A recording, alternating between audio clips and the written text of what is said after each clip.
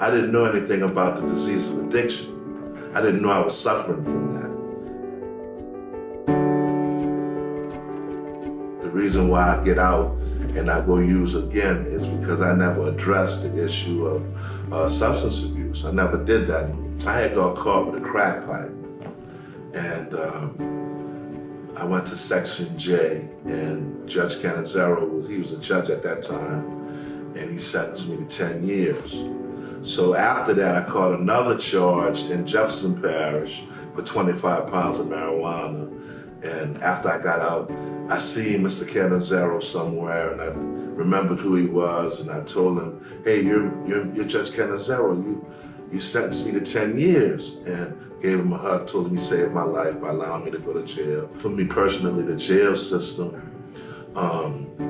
it's taught. I mean, how could we be 11% of the total population and we're 80 to 95% of the inmate population? That's fucked up.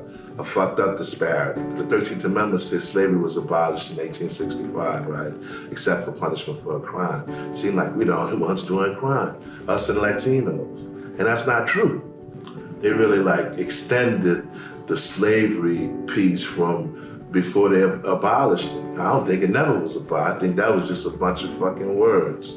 I know the system been broke, and I also don't think that there's a European solution for an African-American problem. If the structure of those that constructed the curriculum, if they were so intelligent, they'd have been knowing that we've been suffering from the disease of addiction. They had to know that.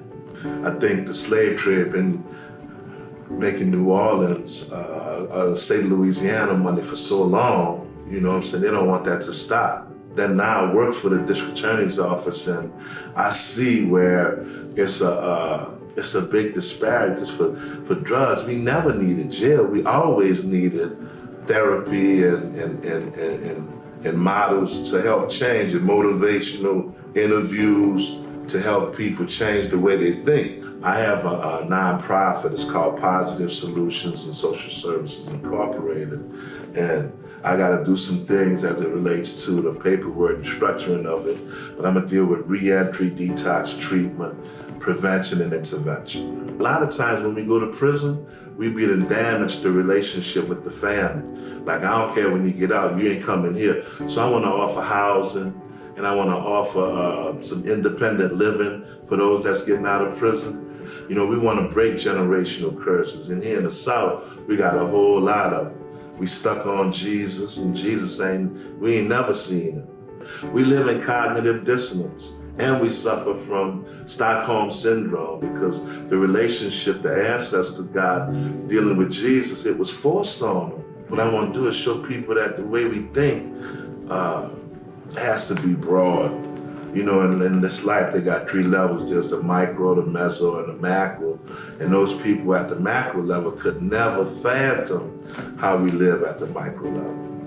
And I just want to be a better person. I just want to reach the highest person that I could be to continue to help, because we suffering with the way we think here. You know, if you look at the landscape of New Orleans, some say it's beautiful, but I say it's impoverished.